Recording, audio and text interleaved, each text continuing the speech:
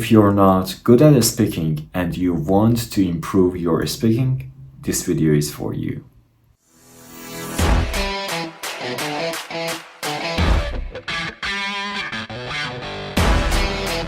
Hi, I hope you're doing well. Today in this lesson, we want to learn about 5 techniques that we can learn and improve our speaking. But what are the techniques? Some students or learners, when they want to talk or speak, so they don't know which phrases they can use, so how they can improve their speaking. So let's see what can we use in speaking and what are the techniques. So here we have a question. Let's see the question.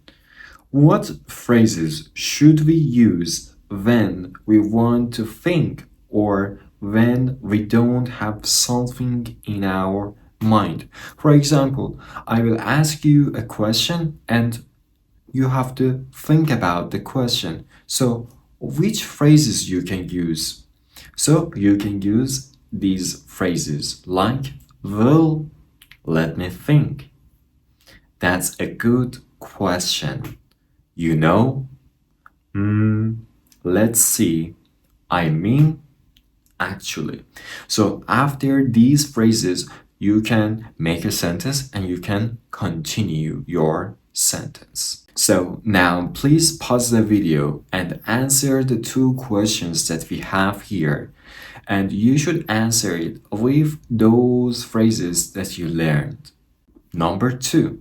So you can use follow-up techniques. So what's that? Let's see. Follow-up techniques. There are ways to expand or continue your answer after you respond.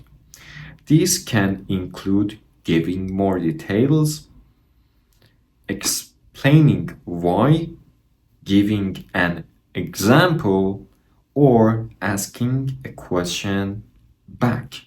So let's see which phrases we can use. As you can see here, we have 5 words.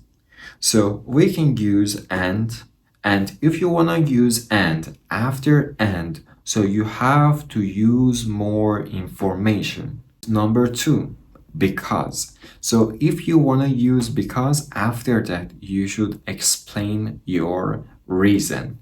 So for example, I use transportation because, and then I will say my reason. So the next one, that is also. If you want to add another point, you can use also in your sentence, but where you can use it. So you can use also at the start or middle of the sentence. Number 4, for example. If you use for example in your speaking, after that you have to make an example. Number 5, that's about but. When we can use but, if you want to show the contrast, you can use but in your speaking. For example, I love fast food. For example, pizza, sandwich. But I don't like pasta. So when you use but in your sentence, you're saying the another point. Maybe your first sentence that is positive, but if you use but, so the second sentence that is negative, or maybe your first sentence that is negative, but when you use but, so the second sentence that is positive. So let's see the example. I like living in big cities because there are more chances, but sometimes it's too crowded. So here in this sentence, I used 2 words, because and but. So after because, I make a reason and I used but for showing contrast. Now pause the video and answer this question. Do you go to work? Why? So let's learn about the next technique. So that's about using transitions. So let's see what does it mean transition and what are they. So transition, that is a word or phrase that connects idea in our speaking or in our writing. So let's see which words or phrases we can use. So the first transition that we have, that's about anyway. Let's see what does it mean. So we can use anyway to return to the main topic or move on. So the next one, that is by the way, used to introduce a new, often unrelated topic. So the next one, that's as I was saying. Let's see the meaning. Used to return to something you were talking about. Next one, that's about in my opinion or in my idea.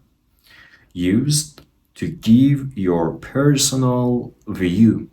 And the last one, on the other hand, used to show a contrasting idea.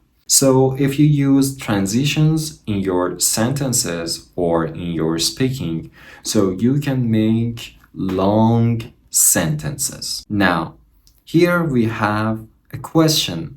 The question is, what do you like to do in your free time and why? Now again, pause the video and answer the question with transitions that you learned. So sometimes you want to share your idea to say, I agree about something or disagree about something.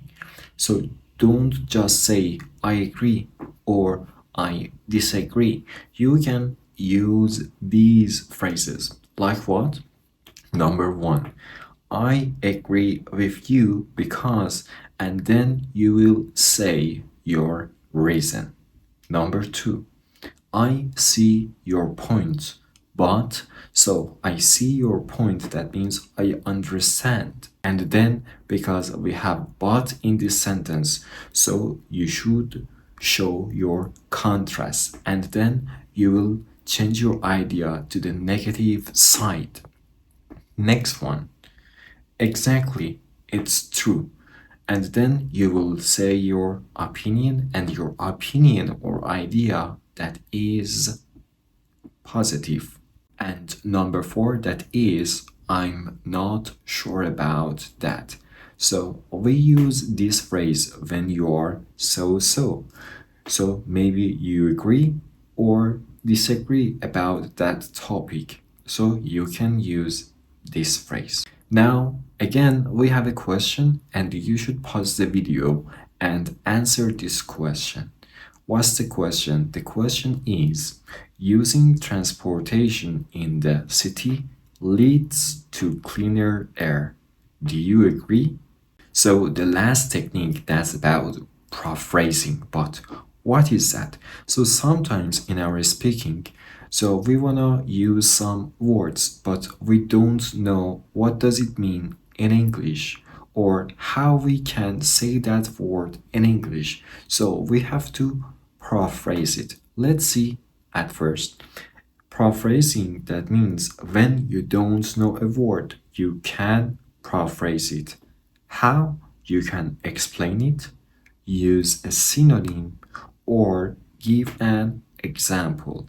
So for paraphrasing, you have three options, like you can explain that word, you can use a synonym, and even you can make an example. Let's see.